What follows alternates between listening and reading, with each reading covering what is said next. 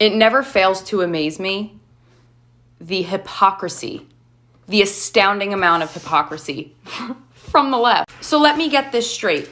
You're mad at Elon Musk for hiring kids in their 20s because they're not old enough to go into a position like that. They don't have the life experience. They don't have proper experience. I don't trust them. They're too young. That's what I've seen from people on the left. When just last week you were protesting that children are apparently old enough to make a decision that will alter their body for the rest of their lives at 9, 10, 11, 12, 13, 14, 15 years old. Are we getting that right? You're not old enough to use the degree that you earned in a job revolved around that degree, but you are old enough at half of the age to know that you're in the wrong body. Am I getting that right? The goalposts go like this every single day. It's astounding. Do Democrats even know, the young Democrats, do you guys even know what your party stood for the last 100 years? Do you want to know what you've stood for? Smaller government. Smaller government. That's what you've wanted. And now you're pissed off that laws are getting sent back down to the states where people have more control and can vote on the matter seasonally and annually instead of just sitting things in the federal government hands to take away from you at any time, and you can only vote on that every 4 years, and God forbid that doesn't go your way because then you're stuck in there for 8 years. We'll fight against DOGE. We'll fight Elon Musk. Sometimes when I see them like this, acting this drama, when you take a look at this, a federal judge just ruled that President Trump has the authority to freeze and limit some federal funding. According to Fox News, the government can limit access to federal funds on the basis of the applicable authorizing statutes, regulations, and terms. Then, that the previous order does not bar both the president and much of the federal government from exercising their own lawful authorities to withhold funding without the approval of the district court. This is a major court win for this administration. It is good to see not every judge is a Democrat propaganda shield. You saw what these guys did. I don't know why they continue to freak out, singing crazy songs like what you just saw, now going back into Elon Musk. It's a constitutional crisis. The Dems are saying what DOGE is doing, it's a constitutional crisis. So I just have a couple questions. When back in 2020, when we were being told we had to do things by someone that we did not vote for, how come that wasn't called a constitutional crisis? When we allegedly misplaced 500,000 children, how come that wasn't deemed a constitutional crisis? When we had an invasion at our border, why wasn't that called a constitutional crisis? When we had people coming across the border that were criminals in their country coming over to our country and doing all kind of horrible things to the American citizens, unaliving people, all this stuff, taking over apartment communities allegedly, how come that wasn't a constitutional crisis? Where were the rallies and the subcommittee hearings and the lawsuits over the constitutional crisis of those things? Or were those things not constitutional crisis? Why wasn't it a constitutional crisis for the people in North Carolina and Florida and Tennessee during Hurricane Helene and all of the shenanigans that was on the heels of FEMA, allegedly? How come that wasn't a constitutional crisis? How come the wildfires and the misuse of all of the funds that went to California and allegedly the reservoirs being not filled with water and the hydrants being empty, how come that wasn't a constitutional crisis? How come there were no rallies and subcommittee hearings and lawsuits? So I just want to get clear. So Dems, come in the comments and let me know what deems a constitutional crisis. Or is it just when you're getting found out about things that you decide you want to call it a constitutional crisis, whatever it is, you want to have a rally using all kind of profanity. You want to file frivolous lawsuits. You want to call subcommittee hearings that we pay for, and you're upset because DOGE is auditing where my taxpayer dollars are going and where your taxpayer dollars are going. And now the Dems are calling it a constitutional crisis. I just want to get clear on what the parameters are that sets what's a constitutional crisis and what is not. What deems them to get in front of federal buildings and rally at the top of their lungs with microphones and calling people names and saying a bunch of things that are just completely not true. I just want to be clear on what is a constitutional crisis from the Dems' point of view, because allegedly, or apparently I should say, all of the things that I just referenced were not considered constitutional crisis. Let me know down in the comments what you guys think.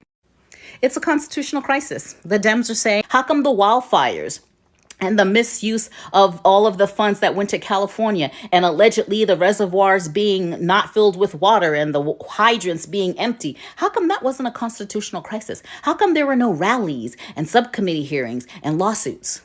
So I just want to get clear. So Dems, come in the comments and let me know what deems a constitutional crisis. Complain about this administration about transparency when this president takes open questions on a daily basis, yet Joe Biden didn't show up for a press conference in 6 months, is insane. I just love the whole this segment.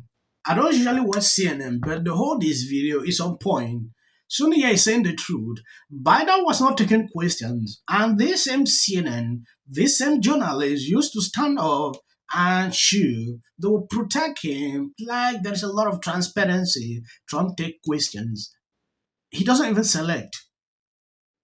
Now, allowing Elon Musk to answer questions pertaining to what they have been doing, they are still upset about that. What transparency do you want? I really want to know. Because to me, this is transparency. Whatever thing Democrats are struggling to pull, I don't get it. I understand they always struggle to push their propaganda in such a way that... Who was the one standing, taking most of the questions, having the president in this odd, jarring setting, looking up to him? Well, it was Elon. This was Musk's first press conference since Trump's election, and he took over. Trump literally, in all these images, kind of looked like he'd been pushed off to the side because Elon was the center of it. I mean, at times Trump seemed annoyed. I mean, it wasn't just that Musk dominated. He did speak for about 20 of the 32 minutes. So about 63.5% if you're counting of the time. It was that Musk physically owned the entire event. He and his child were the center of the attention. Yes, I understand. You don't watch the view, but there is something very important I want you to see. Because when I post videos about these people complain, oh, why are you putting this cackle in the view? Yeah, but sometimes we need to do that. Whoopi Goldberg claims that no one elected Elon Musk campaigned with Trump since August, and Trump was completely transparent that Musk was serve as an advisor for making the government more efficient. These same people mocked him. Who is Elon Musk? Oh, this. Now, when Elon Musk started his work, they are frightened by it. That is the funniest part I've seen with Libras. The kind of hypocrisy. Some they pull off and even went further to mock Elon Musk's son. I think I did a video about what actually happened at the White House.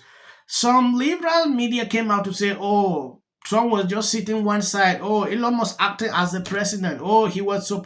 I saw all types of reactions pertaining to that, but I'm used to with all this propaganda they put out.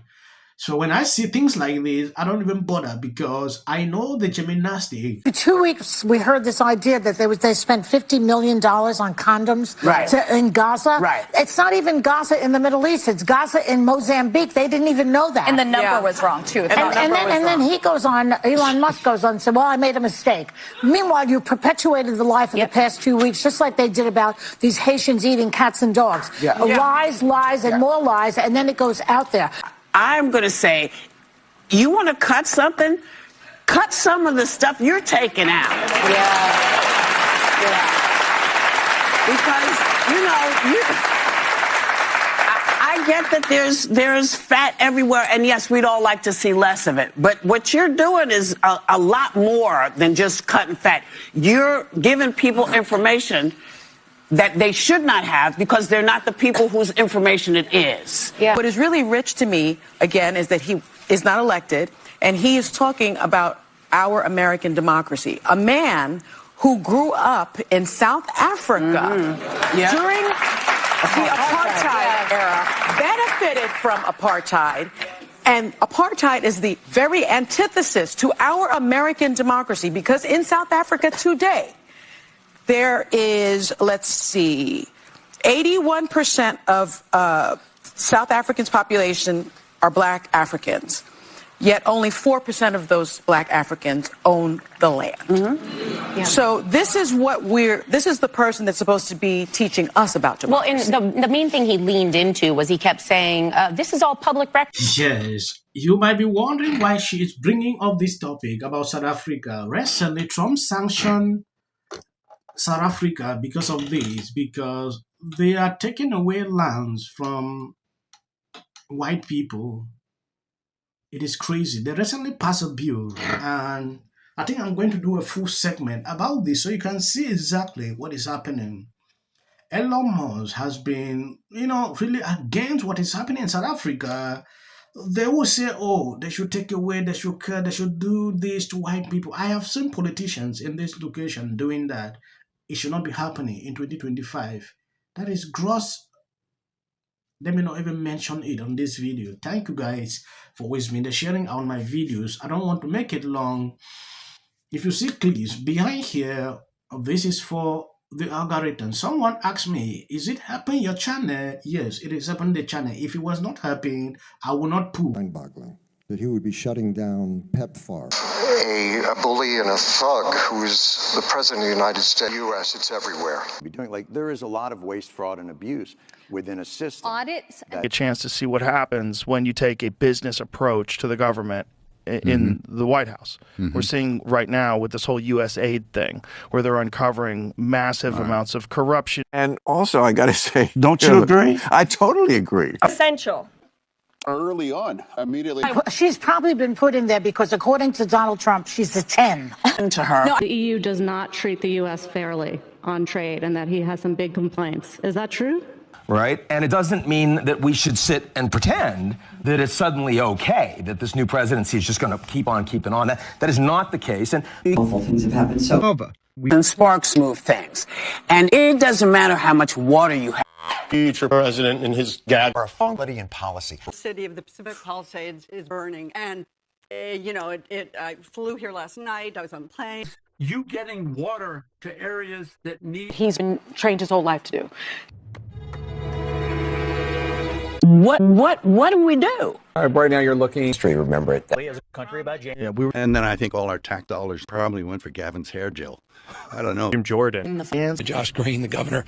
Watch news or talk. Now, look, I have a lot of... The Democratic Party has about everything.